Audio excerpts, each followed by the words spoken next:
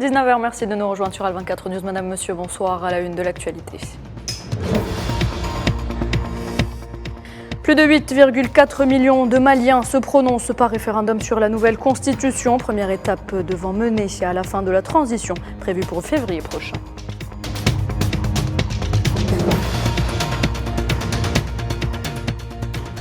L'armée soudanaise et les forces de soutien rapide s'accordent sur un nouveau cessez-le-feu de 72 heures suggéré par l'Arabie Saoudite et les États-Unis.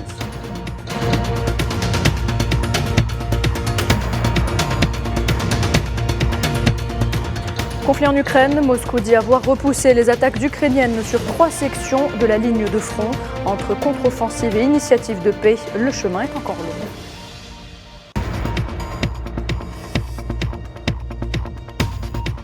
Et l'Algérie s'impose face à l'Ouganda 2-1, un doublé de Amora en match comptant pour la 5e et avant-dernière journée des éliminatoires de la CAN 2023 prévue en Côte d'Ivoire.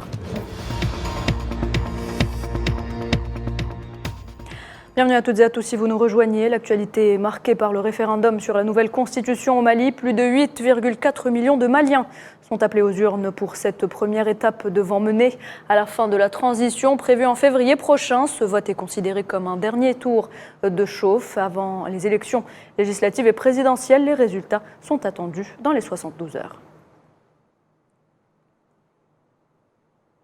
Et direction le Soudan à présent, où l'armée et les forces de soutien rapide en guerre se sont accordées sur un nouveau cessez-le-feu de 72 heures à partir de ce dimanche. Une trêve suggérée par l'Arabie Saoudite et les États-Unis. Naila El Hamouda. Nouvel accord de principe pour une trêve de 72 heures au Soudan. Ce cessez-le-feu conclu entre l'armée et les paramilitaires est entré en vigueur ce dimanche à 6 heures heure locale. Cet arrêt de tout mouvement et d'attaque des 3 jours doit permettre l'acheminement de l'aide humanitaire dans tout le pays. Il suscite néanmoins peu d'espoir pour les Soudanais, car les précédentes n'ont pas été respectées. Le pays est plongé dans une crise majeure. 2 mois que les colonnes de fumée noire obscurcissent le ciel de Khartoum. 2 mois que les civils soudanais subissent les combats entre les 2 protagonistes. Pas plus tard qu'hier, des frappes aériennes et des explosions ont secoué la capitale. Un bombardement qui a touché des quartiers résidentiels du sud, tuant 17 civils, dont 7 enfants selon les autorités locales. 1 heure après l'entrée en vigueur de cette énième trêve, la situation à Khartoum était calme selon les habitants. Ce retour au calme intervient alors qu'une conférence internationale sur l'aide au Soudan, parrainée par l'Arabie Saoudite, est prévue lundi à Genève. Près de la moitié des 45 millions de Soudanais dépendent désormais de l'aide humanitaire pour survivre, alors qu'aucun scénario de retour à la paix ne semble se dessiner à l'horizon. Et toujours à propos de la situation au Soudan, sachez que la Tunisie a protesté contre l'entrée par effraction de groupes armés et le pillage de la résidence de son ambassadeur dans la capitale soudanaise, Khartoum. Nouvelle attaque au Burkina Faso, une dizaine de civils ont été tués lorsque des individus armés ont attaqué vendredi le village de Sara dans la localité située dans la commune de Bekui, à moins de 100 km de Bobo-Diouf-Lasso, la 2e ville du pays. Et on reste en Afrique. L'Algérie condamne l'attentat perpétré vendredi en Ouganda. L'attentat a ciblé un dortoir pour lycéens à Loubi-Ria, dans la ville de Mpondoué, faisant des dizaines de morts parmi les lycéens et plusieurs blessés. L'Algérie présente ses sincères condoléances et exprime toute sa solidarité avec le gouvernement et le peuple ougandais frère, ainsi que sa sympathie avec les familles des victimes de ce crime odieux, exprimant ses vœux de prompt rétablissement à tous les blessés. Justement, à propos de cet attentat, je vous propose d'écouter ces quelques témoignages. Je venais de rentrer chez moi vers 21h30, puis peu de temps, vers 22h30. Nous avons entendu des explosions. J'étais encore éveillé, assis juste à l'intérieur de la pièce. Quand nous avons entendu les déflagrations, nous avons pensé qu'il s'agissait de voleurs. Nous avons réalisé plus tard que nous étions attaqués par les rebelles et nous nous sommes rapidement cachés dans notre chambre. Nous n'avions rien à faire. Nous avions tous trop peur. Nous remercions Dieu d'avoir survécu, mais de très nombreuses personnes ont été tuées.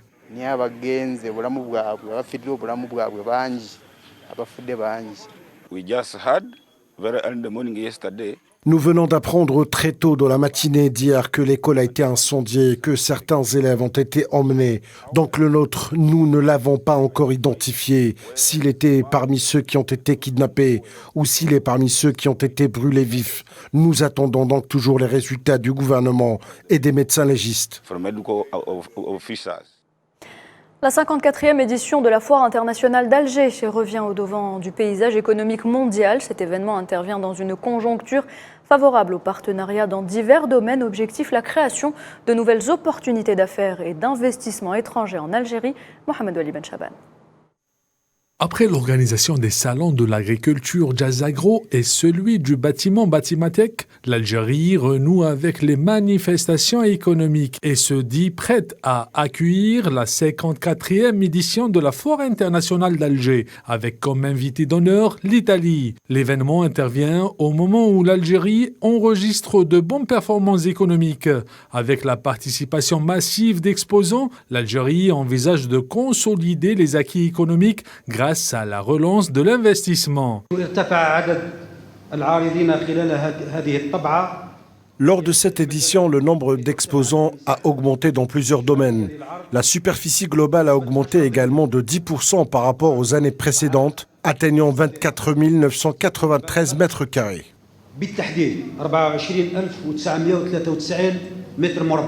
La participation de l'Italie à cette manifestation revêt une importance particulière, d'autant plus que la FIA constitue une importante vitrine et une opportunité de promotion et de visibilité dans le pays. Une fois de plus, je crois que la participation italienne à la foire démontre que le partenariat entre l'Italie et l'Algérie est un partenariat solide et très bien articulé, qui est fondé sur l'histoire, sur l'appartenance méditerranéenne commune, sur les échanges économiques et énergétiques, mais aussi, et je mets beaucoup l'accent à ce sujet, sur les échanges humains et culturels, et sur la volonté de collaborer pour relever ensemble les différents défis. Et pendant l'année 2022, les échanges commerciaux ont en effet dépassé les 20 milliards d'euros.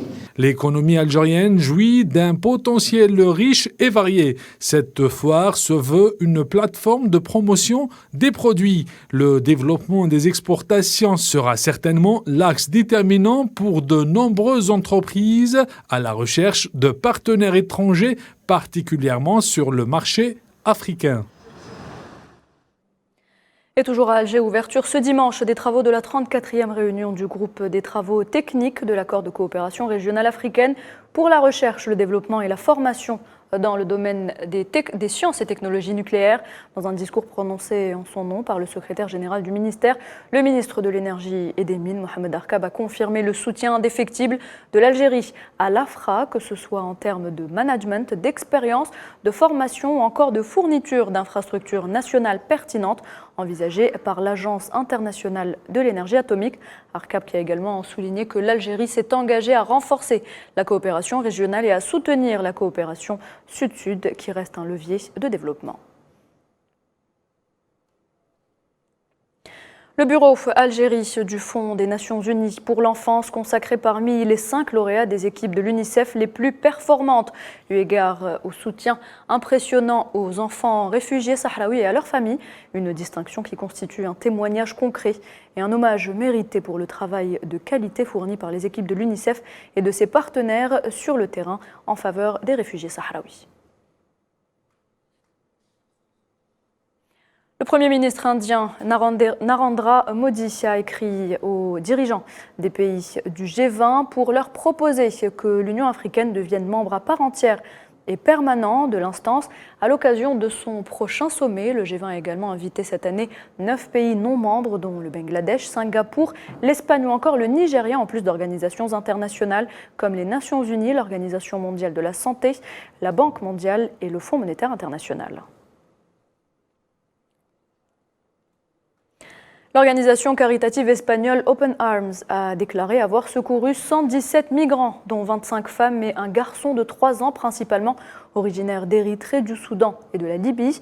Les rescapés étaient entassés sur un bateau de bois précaire en provenance de la Libye. Et puis une mission de paix africaine a été reçue hier par le président russe Vladimir Poutine qui a profité de l'occasion pour montrer aux dirigeants et chefs du gouvernement d'Afrique le projet d'un traité paraphé en 2022 par Kiev qui ne l'a jamais respecté. La délégation africaine était arrivée en Russie au lendemain d'un déplacement à Kiev où le président ukrainien Volodymyr Zelensky a opposé une fin de non-recevoir à ses propositions.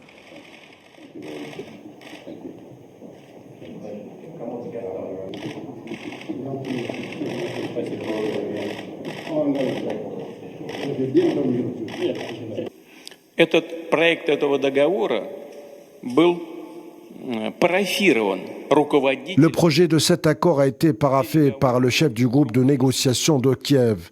Il a signé, le voici, il existe. Garantie de sécurité à l'Ukraine. Des garanties, comme vous l'avez dit, mon cher ami président de la République d'Afrique du Sud. 18 articles de plus. Il y a une annexe. Je ne vais pas entrer dans les détails maintenant. Cela a à voir avec l'armée et d'autres choses. Tout est là, noir sur blanc, jusqu'à la quantité d'équipements et le nombre de soldats. Voici le document paraphé par la délégation de Kiev. La signature est là. Mais après que nous ayons compromis retirer nos troupes de Kiev, les autorités ukrainiennes, tout comme leurs dirigeants le font habituellement, ont tout jeté derrière eux. Je le dis avec douceur et j'essaie d'être poli. Ils ont refusé. Où sont les garanties qu'ils ne renonceront à aucun accord? Где гарантии, что они и дальше не будут отказываться от каких-то других договоренностей? Vladimir Poutine qui a par ailleurs souligné que les exportations de céréales ukrainiennes ne résolvent pas la crise alimentaire mondiale.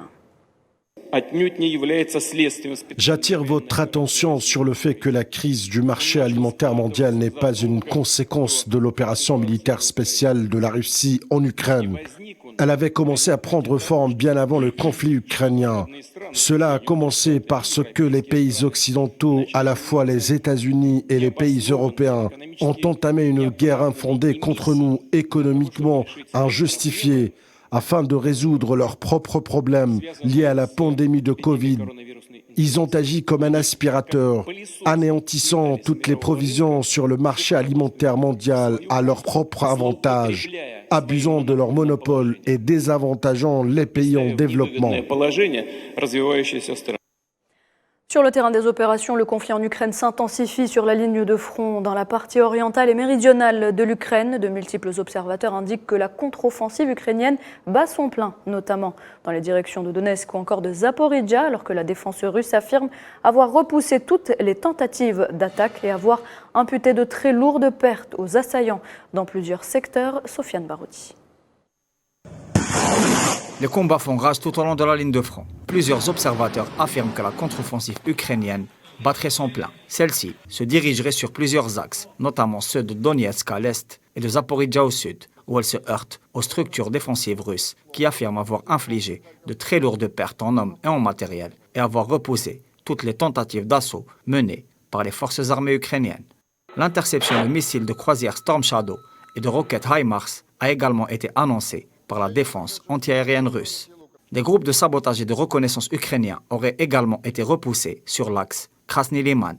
Moscou affirme que la contre-offensive ukrainienne n'aurait aucune chance de réussir devant la haute préparation opérationnelle et les multiples lignes de défense fortifiées qui jalonnent le front.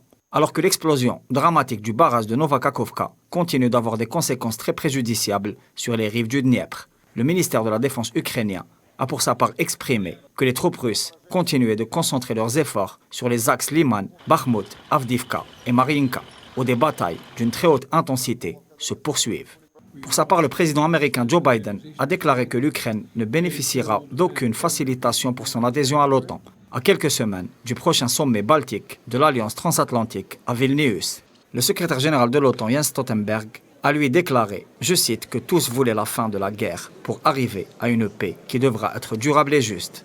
À ce propos, des médias indiquent que le président russe Vladimir Poutine a hautement apprécié les positions équilibrées des pays africains. Il a également déclaré que la Russie était prête à mener un dialogue constructif avec tous ceux qui veulent une paix fondée sur les principes de justice et tenant compte des intérêts des deux parties. Les intentions des pays africains de mener un processus de paix en Ukraine sont, selon des observateurs, un indice fort que le continent africain se transforme en acteur majeur du système des relations internationales en pleine recomposition.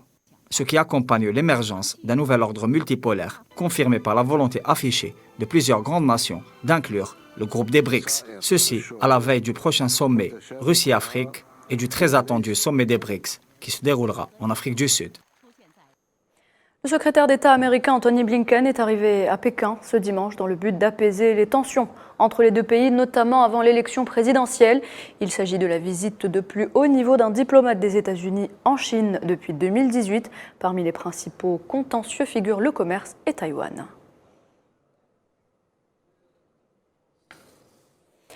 À noter que les États-Unis ont qualifié de constructives et d'honnêtes les discussions de Blinken à Pékin. Le ministre chinois des Affaires étrangères a de son côté affirmé que Taïwan représentait le péril le plus important pour les relations entre Pékin et Washington, selon des propos rapportés par la télévision d'État CCTV. Au Proche-Orient, nouvelle profanation de l'esplanade de la mosquée Al-Aqsa Al-Quds occupée. Des dizaines de colons sionistes sous la protection des forces de l'occupation ont effectué des marches provocantes et des rituels talmudiques.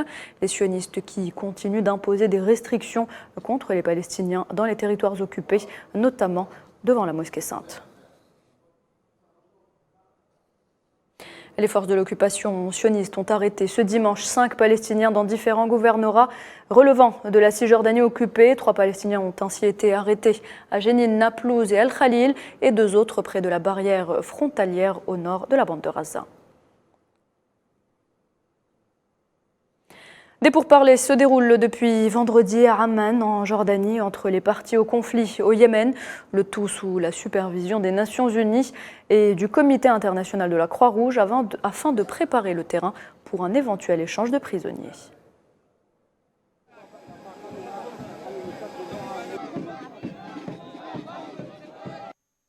Et puis l'extrême sud du Brésil, touché par un cyclone dévastateur entre jeudi et vendredi, une catastrophe qui a coûté la vie à 12 personnes, alors que 10 autres sont toujours portés disparus. Está mais de 2 metros acima da cota de inundação. Sport football et cette victoire de la sélection algérienne cet après-midi face à l'Ouganda au stade de Japoma de Douala au Cameroun. Les poulains de Belmadi se sont imposés 2-1 en match comptant pour la 5e et avant-dernière journée des éliminatoires de la CAN 2023 en Côte d'Ivoire, et ce grâce à un doublé de Amora. Un succès qui confirme la suprématie des Verts dans le groupe F. Salah Faisal. Le retour de la sélection nationale à Japoma a été bénéfique, un parcours victorieux et sans faute des protégés de Djemal Belmadi lors des éliminatoires de la CAN 2023. 5 matchs, 5 victoires et 5 points. Les Verts sont les leaders du groupe F face à l'Ouganda. L'enfant de Djidjel, l'attaquant du FC Lugano, Mohamed Lamine Amora, a été la star du jour en inscrivant un doublé en augmentant son compteur de 3 buts lors de ces éliminatoires. Djemal Belmadi a profité de cette date FIFA pour injecter du nouveau son, Belid, Aouar, Abdelli et Mahious, et tester ses joueurs au point qu'il a commencé avec un 11 dans un seul expérimenté, Rami Ben Sebaini. Après 42 minutes du jeu, un tir puissant de Belkabla repoussé par le portier ougandais. Djemel Salim, Amora décisif, débloque le match, 1-0 à la mi-temps. En seconde période, Belmadi a effectué des changements. La première vague a été incorporée à la 65e minute. Bental Baouar Mahrez à la place de Chita Bouanani Abdelli. On joue la 66e minute et c'est toujours le virevolant Amora qui est au départ de l'action. Une passe à l'ossif qui décale Mahrez, ce dernier qui offre un caviar au flash Amora et ça fait 2-0. L'Ouganda va réduire le score à la 88e minute par l'intermédiaire de Bayou. L'Algérie a réussi sa sortie, une victoire de 2-1 avant d'affronter la Tunisie en amical le 20 juin à Annaba. Objectif faire bonne figure lors de la CAN Côte d'Ivoire 2023. Et on arrive à la fin de cette édition. Merci de l'avoir suivi. Très bonne soirée et à demain.